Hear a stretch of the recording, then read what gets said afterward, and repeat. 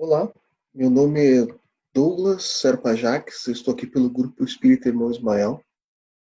Nós vamos começar com uma pequena leitura do Evangelho segundo o Espiritismo, já no capítulo 2, intitulado Meu Reino Não é deste Mundo, em que no Evangelho de João, no capítulo 18, tem esse trecho aqui. Pilatos, tendo entrado de novo no palácio e feito vir Jesus à sua presença, perguntou-lhe: És o rei dos judeus? Respondeu Jesus: Meu reino não é deste mundo. Se o meu reino fosse deste mundo, a minha gente houvera combatido para impedir que eu caísse nas mãos dos judeus. Mas meu reino ainda não é aqui. Disse-lhe então Pilatos: És, pois, rei? Jesus lhe responde: Tu o dizes. Sou rei. Não nasci e não vim a este mundo senão para dar testemunho da verdade. Aquele que pertence à verdade escuta a minha voz. Então nós vamos pedir nesse instante que os elevados espíritos que trabalham em nome de Jesus possam abençoar todos nós, nos nossos lares, no nosso ambiente de trabalho, para termos um pouco de entendimento que a doutrina espírita nos traz. Que assim seja. Nosso tema hoje é: por que o espírita não teme a morte? Esse tema ele é encontrado no livro O Céu e o Inferno, ou A Justiça Divina segundo o Espiritismo, um dos livros que foi publicado por Allan Kardec, e é bastante interessante essa forma como ele trata. Para começar, nós vamos falar um pouco do medo da morte, desse temor que as pessoas têm. Primeiramente, que causas podem causar esse temor? Eu separei algumas aqui. Por exemplo, essa questão do materialismo, dizendo que tudo acaba com a morte, sendo que a vida ela faz parte do corpo físico, sendo que a consciência, a inteligência, a memória estão apenas no cérebro físico. Quando o corpo falece, esse corpo não tem mais as suas funções, então tudo isso se perde. É uma aniquilação total do ser. É o nada após a morte. Porque tudo que a gente conquista de conhecimento, tudo aquilo que a gente conquista de amizade, de amor, as pessoas que nós temos sentimentos, tudo isso se perde, porque tudo isso volta para a natureza. É o nada. Então, o materialismo, visto desta maneira, acaba causando essa perspectiva de que nós não temos futuro após a morte. Isso até, de certa forma, acaba justificando certas pessoas procurarem apenas os prazeres no presente, o hedonismo, a busca incessante por viver as experiências no presente, porque não existe uma perspectiva de futuro. E muitas vezes tem o medo desse nada, dessa ausência, porque nada, vácuo, ausência, é algo que contradiz o que a gente costuma entender na natureza, onde existem transformações, onde existem formas de modificações, mas que ainda sempre existe alguma coisa. Nosso entendimento sobre a matéria em si causa estranheza esse conceito de nada. Outra forma do temor da morte é quando a gente desconhece completamente as informações do mundo espiritual. Então nós temos um medo do desconhecido, um medo natural. Nós não sabemos que situação é essa, nós não sabemos o que vamos encontrar, nós não sabemos se a gente vai ter pessoas lá que a gente conhece, se a gente vai passar fome, se a gente não tem noção nenhuma. E esse desconhecido acaba nos causando medo. Natural esse medo. Mas é um medo causado pela ignorância, por não conhecer nada sobre isso. Muitas pessoas elas têm dificuldades, elas procuram não elas procuram não saber, não procuram informações, e porque elas têm medo, inclusive, de tocar no assunto, porque isso pode fazer com que elas questionem certas coisas, e elas não querem questionar. Elas estão confortáveis, então elas não buscam. Outra forma que pode trazer o medo é quando doutrinas dogmáticas, certas religiões trazem o medo para impor aos seus seguidores uma forma de que eles continuem agindo conforme a orientação da sua doutrina. Então, você não vai fazer algo fora dessa igreja, não vai fazer algo fora dessa religião por medo. Medo de quê? Porque normalmente elas nos apresentam quadros de quem faz o que a igreja manda vai a bons lugares, quem não faz vai a lugares ruins. E como é que é essa questão do lugar ruim, do inferno? É uma dor eterna. Tu errou uma vez de forma muito grave e tu vai lá para o mundo espiritual, falece e vai para lá. Não existe outra perspectiva de arrependimento. É dor eterna pelo resto da eternidade. Tu teve uma chance em uma vida, fez errado e não tem como resolver isso. Essa é a perspectiva dessas doutrinas. Então, não faça isso, senão você vai para o inferno. Não faça aquilo, senão você vai arder nas chamas eternas. Não faça isso, senão você vai. Então, acaba sendo uma imposição pelo medo. E sendo essa doutrina aquilo que nos traz alguma informação, que nos tira do desconhecido, da ignorância, mas ela nos joga no medo. Da mesma maneira que algumas dessas religiões, como a Igreja Católica, tinha antigamente um estágio intermediário entre a dor eterna e a alegria eterna, que é, por exemplo, uma criança que não havia sido batizada e faleceu muito pequena, ela não fez o mal para ir para o inferno e ela não fez o bem, ela não foi batizada, ela não tem condições de ir para o céu. Então eles criaram uma situação que era o limbo, onde tu fica lá nem sofrendo, mas também nem na alegria. Fica lá, num descaso eterno. Muitas renovações desse pensamento acabam trazendo de que quando houver o juízo final, esses casos serão resolvidos. Mas até lá é bastante tempo. Então nós temos e não tendo perspectiva de quando vai ser isso, para a alma é algo eterno.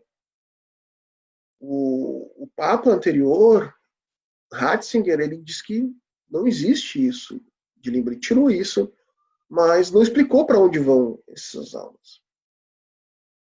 Algo que a doutrina espírita já coloca de uma maneira muito mais clara para nós, de forma que a gente entende essas situações de forma melhor. São questões respondidas pela doutrina espírita que as outras têm grandes dificuldades de lidar com isso. São exceções às regras delas, e para nós fazem parte da regra natural.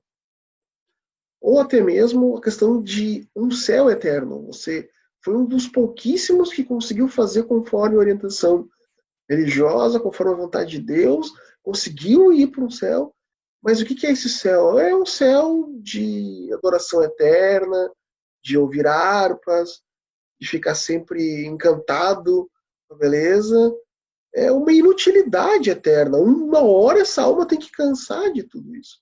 Porque ela não se sente útil, ela está sempre ali, recebendo e nunca podendo colaborar.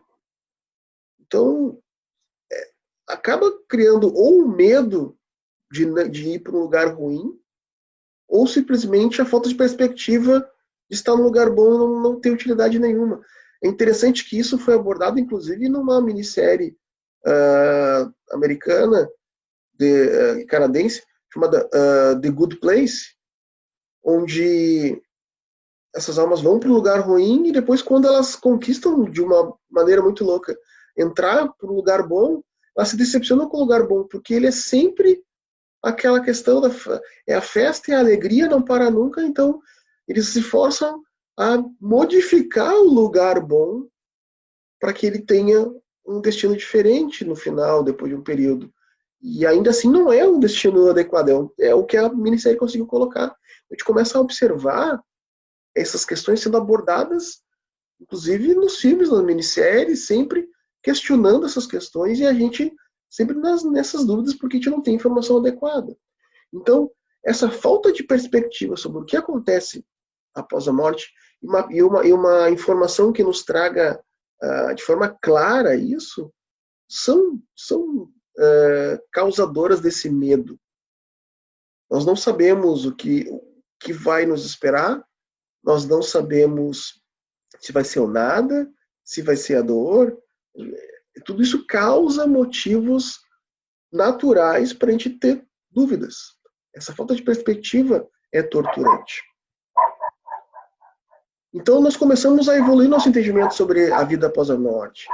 Né? Nós começamos a avaliar outras formas, não apenas as que nos foram apresentadas.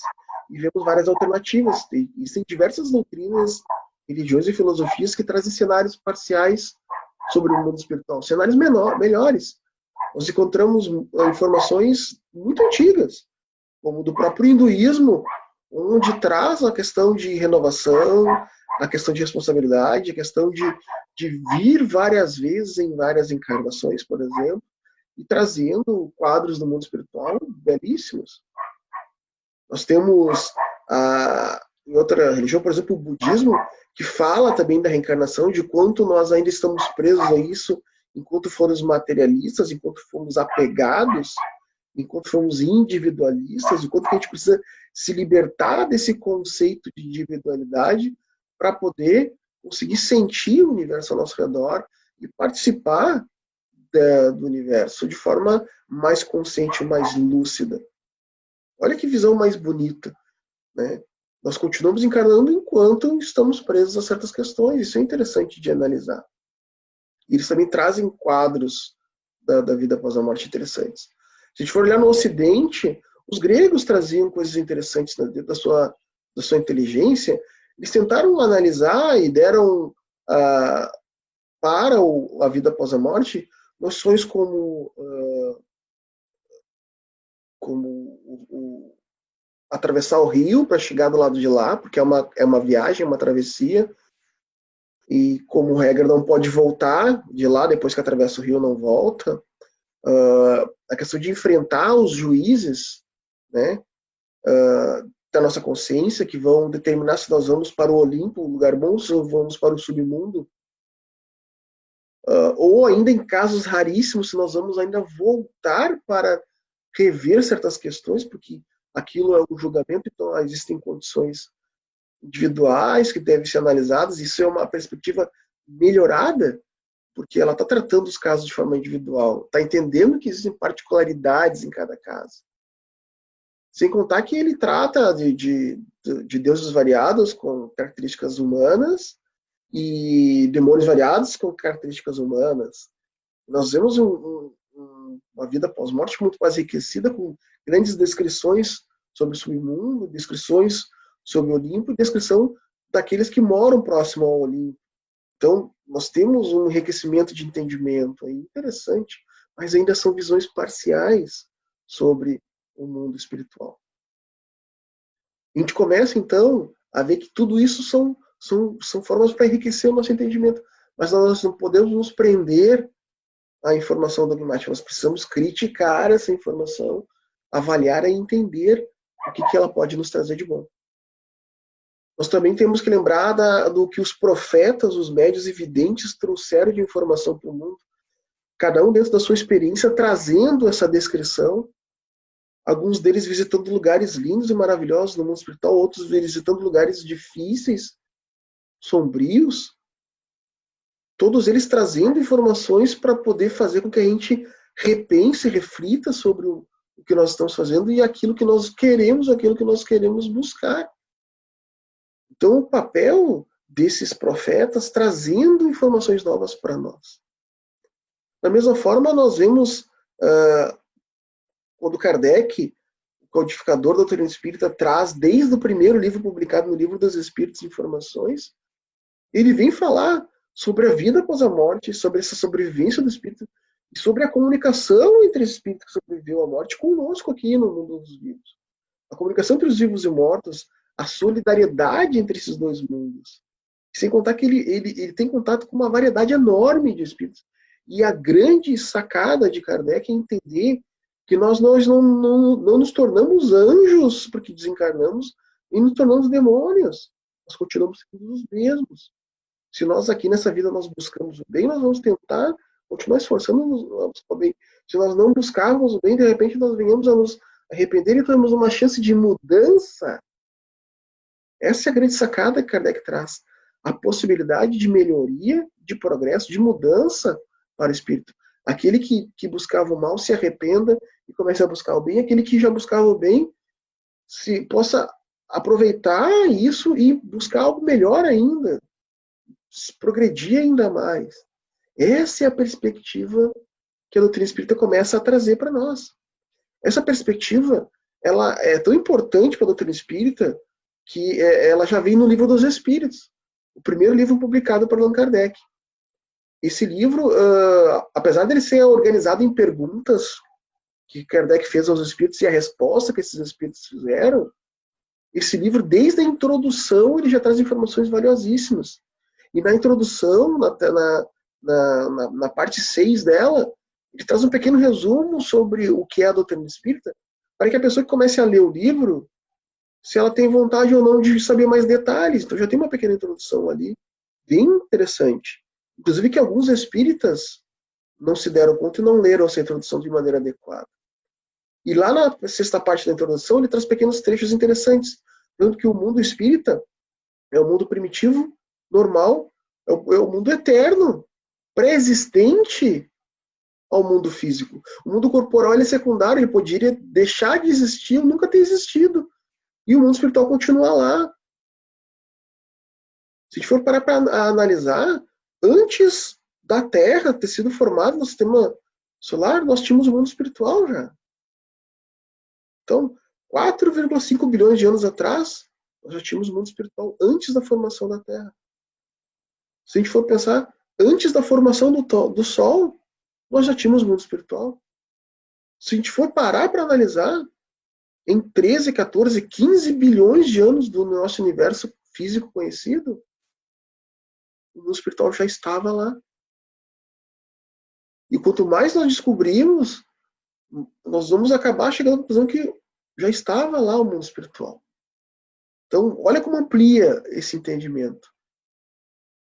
Fica muito mais amplo sabendo que o mundo espiritual é onde vivem os espíritos. Existem espíritos tão velhos quanto o nosso universo físico. E certamente, por isso são tão evoluídos, porque têm muita experiência. E já aprenderam muito. E olha como começa a ficar mais elaborado o entendimento sobre o mundo dos espíritos. Continua ainda na introdução. Os espíritos revestem temporariamente um invólucro material perecível, o corpo físico, cuja destruição pela morte lhes restitui a liberdade. Nós estamos presos a esse corpo físico. E quando o corpo físico falece, nós estamos libertos novamente. Porque a nossa alma, a alma humana, ela é um espírito encarcerado, encarnado no corpo, e o corpo é apenas um envoltório temporário e perecível. E existe um laço chamado perispírito que liga o corpo à alma. E quando o corpo falece, esse laço, esse molde continua. Esse molde que delimita, que dá forma, que individualiza o espírito, permite que ele continue como indivíduo no mundo espiritual, levando as suas características, levando as suas qualidades, o seu conhecimento, os seus sentimentos, as suas ideias, as suas emoções. Nós temos uma noção mais detalhada desse corpo do espírito e do funcionamento dele. E quando deixando o corpo, a alma volta para o mundo espiritual. Se ela volta, é porque ela já esteve lá antes. É o mundo original, lembra? Então, nós já estivemos no mundo dos espíritos. Nós vimos aqui, encarnamos nessa vida. Passamos pelo período todo de a vida uterina, a vida de bebê, criança, adolescente, adulto, e um dia retornamos para lá. Então, por que ter medo de algo que já nos aconteceu antes? E já nos aconteceu tantas vezes. Olha como isso começa a amenizar o medo, que nós começamos a ter melhores informações lógicas, compreensíveis por qualquer pessoa de boa vontade. Não é necessário ter uma faculdade para isso, uma universidade, um conhecimento acadêmico. Qualquer pessoa de boa vontade que esteja aberta a criticar e a raciocinar tem condições de entender isso. Então, a gente volta para esse mundo espiritual de onde saiu, para depois de um tempo passar uma nova existência material em outra vida material, ligado a outro corpo em formação, em períodos mais ou menos longos. Então, olha como é que começa a ficar mais concreto esse entendimento. E começa a objetivar melhor a nossa vida. Por que nós passamos por isso? No Espírito a gente aprende que a gente passa pela encarnação para o progresso do Espírito, para o aprendizado dele, para que ele conquiste novas informações em novas situações de vida. E esse nosso entendimento da vida após a morte começa a se solidificar. Jesus, quando veio, ele nos falava do reino de Deus em forma de parábolas, mas ele trazia o reino de Deus é como a grande vinha de um senhor, onde todos trabalham. Ou seja, nós temos atividades no mundo espiritual. Nós trabalhamos para um senhor, que é Deus. O reino de Deus é como a casa de um grande pai. Nós, então, participamos da família como filhos de Deus. E ele é nosso pai, ele é nosso orientador, ele é um pai zeloso. Isso que é zeloso é o amor cuidadoso, alguém que quer o bem daqueles que estão sob a sua tutela, sob a sua responsabilidade. E nós, por nossa vez, temos responsabilidade pelo que fazemos na casa do Pai. Ele fala do filho pródigo que se afasta, depois retorna. Significando que Deus vai estar de braços abertos para quando nós resolvemos retornarmos para as suas orientações de forma adequada. Ele toda hora está falando de que existe algo além do mundo físico. Mas são formas que ele tinha de passar essa informação para nós. Essa é a forma que ele tinha. Ele falava do básico, existe vida após a morte, nós temos atividades lá.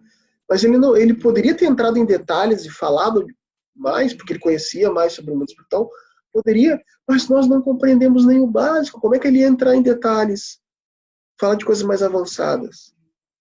Então ele acabou se restringindo apenas ao básico, colocando essa semente de forma que nós compreendêssemos. O reino dele não é deste mundo. Ou seja, existe um outro mundo.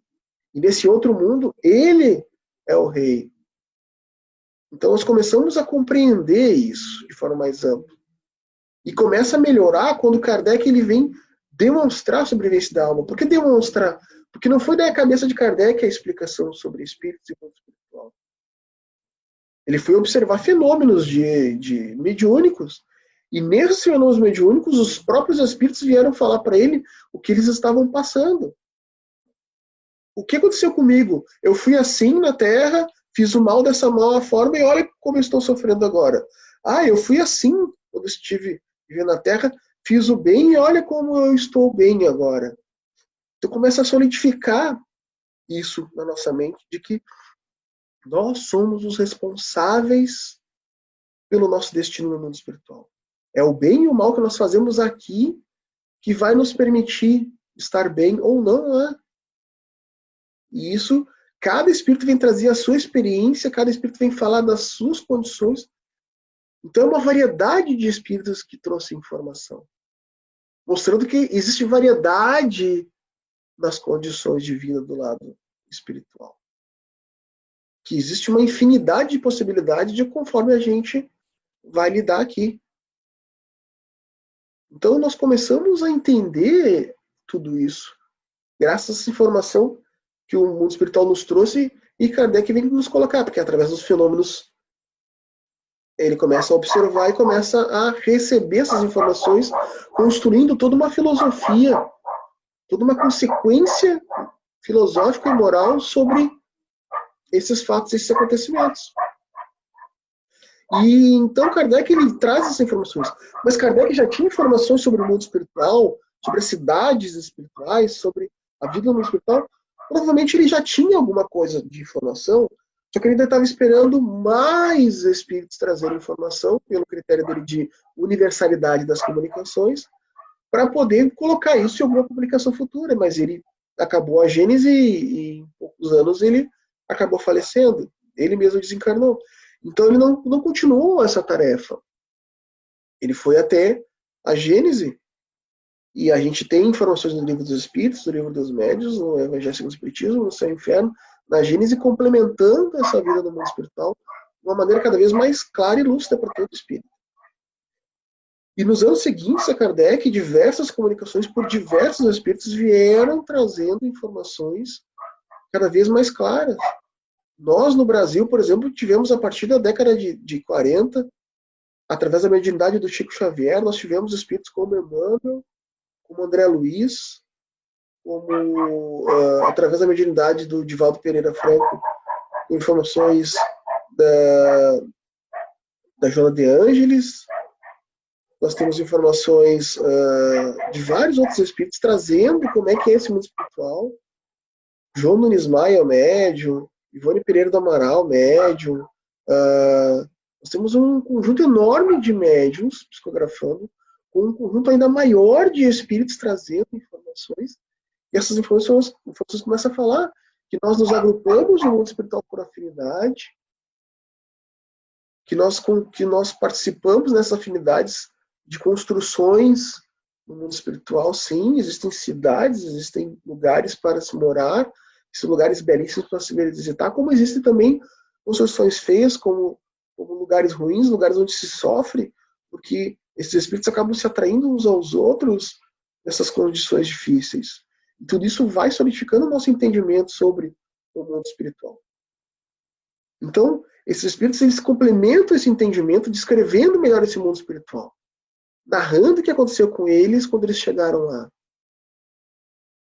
Então nós começamos a entender como é que funciona esse mundo espiritual. E ele hoje é muito mais, o nosso entendimento é muito mais concreto sobre ele do que no século passado. E o espírito, então, por entender todo esse processo, por saber que existe uma destinação, porque nós construímos o mundo espiritual ao nosso redor e as nossas afinidades, nós não temos mais o medo da morte. Nós já passamos tantas vezes por ela, em tantas encarnações.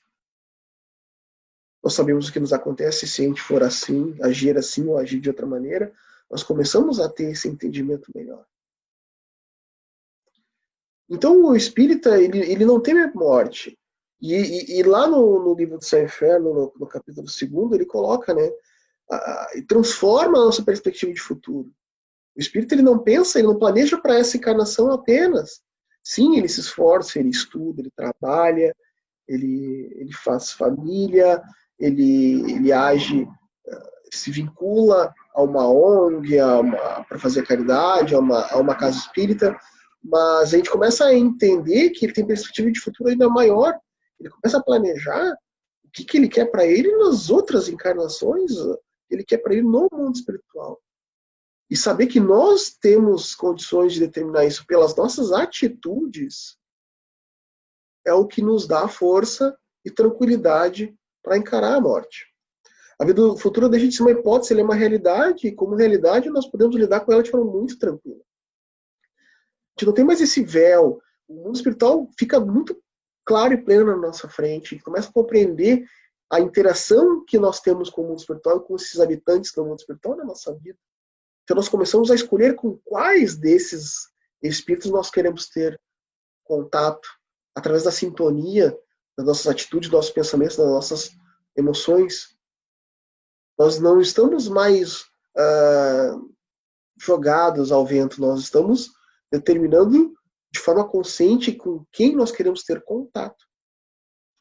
E não foram os homens que descobriram como é que era esse mundo espiritual, foram os espíritos que nos explicaram como é lá. Eles que trouxeram essa informação e vieram descrever como é que eles estavam lá no mundo espiritual. Então veja como fica muito mais sólido esse entendimento e muito mais tranquilo para atravessar esse momento. Não significa que o espírita não vai ter saudades. Não significa que o espírita não vai ficar triste quando alguém desencarna, porque ele vai ter saudades, mas ele vai ficar alegre sabendo que essa pessoa vai ser, a mais adiante, vista novamente. Nós vamos nos reencontrar de novo. Nós não encaramos como uma penalidade a morte. Nós apenas ficamos com saudade, porque a pessoa não vai mais estar aqui como encarnada. Mas sabemos que existem diversas outras formas que nós mantemos contato através da prece, através dos sonhos, através da mediunidade, e que Deus vai nos permitir no futuro novamente ver essas pessoas que nós tanto amamos. Veja como isso ameniza a situação da morte e nos permite enfrentar ela de forma mais tranquila.